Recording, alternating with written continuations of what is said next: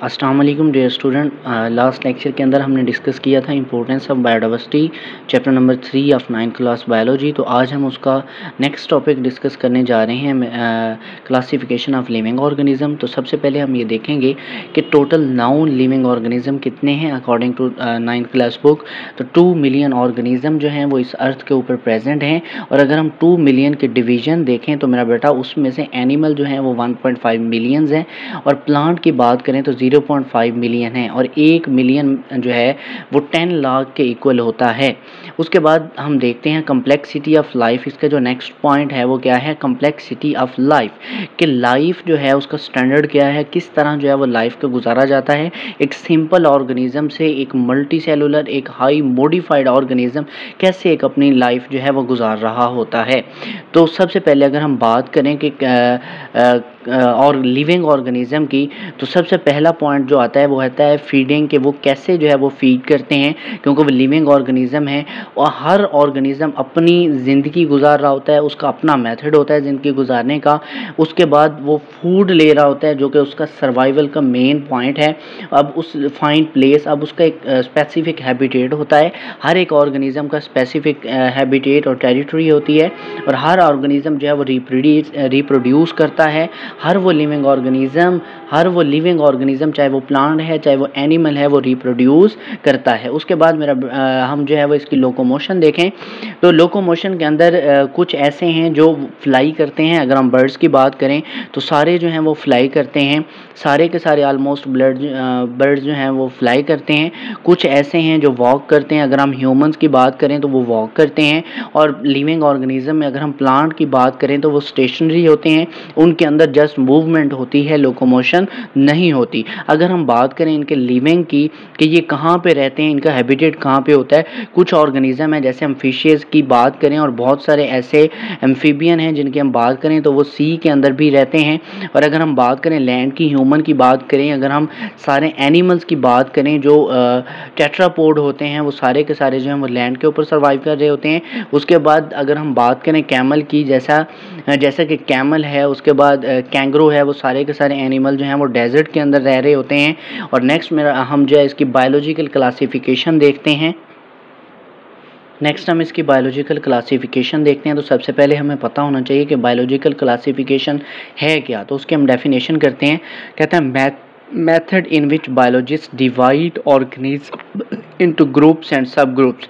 जब बायोलॉजिस्ट वो लोग जो बायोलॉजी की रिसर्च कर रहे होते हैं, या वो लोग जो इस ऑर्गेनिज्म के ऊपर रिसर्च कर रहे होते हैं, वो उनको हम बायोलॉजिस्ट कहते हैं। जब वो इन ऑर्गेनिज्म को यानी 2 मिलियन ऑर्गेनिज्म को जो नाउन है अकॉर्डिंग टू 9th बुक, वो ग्रुप्स और सब ग्रुप्स के अंदर जब वो डिवाइड करते हैं, यानी वो फाइलम और किंगडम जब बनाते हैं, किंगडम जो है वो लार्जेस्ट टैक्सोन होता है, वो वाली चीज़ें जब वो करते हैं, ऑर्गेनिज्म को एक स्पेसिफिक एक फाइलम या किंगडम के अंदर रखने के लिए ग्रुप्स और सब ग्रुप्स बनाते हैं, उसको हम बायोलॉजिकल क्लासिफिकेशन के अंदर डिस्कस करते हैं। तो सबसे पहले हम देखते हैं कि उनके एम्स क्या हैं, उनके मकासद क्या हैं, कौन कौन से ऐसे पर्पस हैं जिनको वो देखते हुए ऑर्गेनिज्म को क्लासीफाई करते हैं, ऑर्गेनिज्म को ग्रुप एंड सब ग्रुप के अंदर जो है वो डिवाइड करते हैं। तो सबसे पहले पॉइंट के एम्स जो है very very important short question है कि क्लासिफिकेशन ऑफ लिविंग ऑर्गेनिज्म के जो एम्स हैं वो जो है वो लिखें।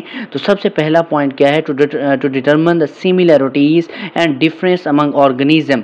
अब पहला पॉइंट क्या है कि आप सिमिलैरिटीज़ के ऑर्गेनिज्म जो एक जैसे दिखते हैं उनको आप एक ही फाइलम के अंदर रखें, एक ही किंगडम के अंदर रखें, और ऐसे ऑर्गेनिज्म आप ये देखें कि उनकी सिमिलैरिटीज़ और डिससिमिलैरिटीज़ की बेसिस पे जब आप ऑर्गेनिज्म के ग्रुप या सब ग्रुप बनाते हैं तो उसको हम क्लासिफिकेशन ऑफ ऑर्गेनिज्म कहते हैं। दूसरी बात जो है इसकी, to find the evolutionary relationship, आप एवोल्यूशनरी हिस्ट्री देखें, आप एवोल्यूशनरी रिलेशनशिप देखें ऑर्गेनिज्म के अंदर, लिविंग ऑर्गेनिज्म के अंदर, कि किसका जो है वो जेनेटिक मटेरियल या जिस तरह जो है वो उनकी सिमिलैरिटीज़ या डिससिमिलैरिटीज़ जो हैं, इनकी बुनियाद पर जब हम एक ऑर्गेनिज्म को आइडेंटिफाई करते हैं तो वो एम ऑफ क्लासिफिकेशन के अंदर आता है। Very very important short question है। उसके बाद हम बात करें डियर स्टूडेंट्स, कहते हैं बेसिस क्या हैं क्लासिफिकेशन की। अगर हम बेसिस की बात करें कि हम किन चीज़ों को देखते हुए जो है वो सिमिलैरिटी या डिससिमिलैरिटी की बात करेंगे, और किन चीज़ों को देखते हुए हम ऑर्गेनिज्म को डिफरेंट सब ग्रुप्स और ग्रुप्स के अंदर जो है वो डिवाइड करेंगे।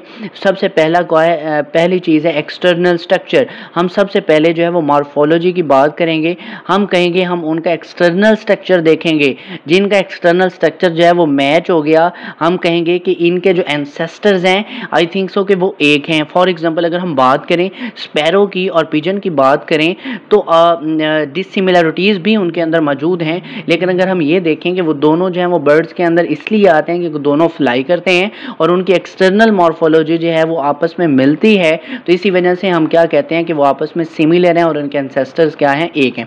उसके बाद हम उनके इंटरनल स्ट्रक्चर देखेंगे, उनका फीडिंग बिहेवियर देखेंगे और उनके एनाटॉमी को जब हम डिस्कस करेंगे तब हम कहेंगे कि ये भी बेसिस हैं क्लासिफिकेशन की। उसके बाद एवोल्यूशनरी हिस्ट्री की बात करें तो हम उसके जो है वो एवोल्यूशनरी हिस्ट्री को देखते हुए कि किस ऑर्गेनिज्म से वो ड्राइव हुआ है, किस ऑर्गेनिज्म की वो ऑफस्प्रिंग है। उसके बाद हम देखेंगे stages of development of DNA कि किस तरह जो है वो उसका डीएनए जो है वो डेवलप हो रहा है, किस तरह उसका डीएनए मॉडिफाई हो रहा है, उसके जेनेटिक कोड को हम आइडेंटिफाई करेंगे। तो उसके बाद जो है वो उस हम ऑर्गेनिज्म को इजीली क्लासीफाई कर सकते हैं ग्रुप्स और सब ग्रुप्स के अंदर। अब देखें उसकी एग्जांपल देखें, pigeon is closely related to sparrow than insect. मैंने पहले आपको एग्जांपल दी है कि पिजन और स्पैरो की जब हम बात करते हैं तो हम कहते हैं इनके एंसेस्टर्स जो हैं वो कॉमन होंगे, लेकिन जब हम इंसेक्ट्स की बात करते हैं तो हम कहते हैं इनके एंसेस्टर्स जो हैं वो डिफरेंट होंगे दैन पिजन एंड स्पैरो से। उसके बाद देखें वो कहता है so they have relation in evolutionary history. जब हम पिजन और स्पैरो की बात करते हैं और हम कहते हैं इनके जो एंसेस्टर हैं वो कॉमन होंगे, तो इसीलिए वो आपस में एवोल्यूशनरी हिस्ट्री, आपस में एवोल्यूशनरी रिलेशनशिप रखते हैं।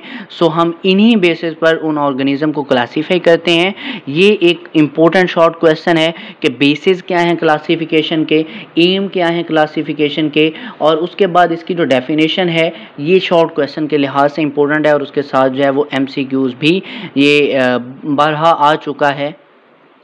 ओके, अल्लाह हाफिज़।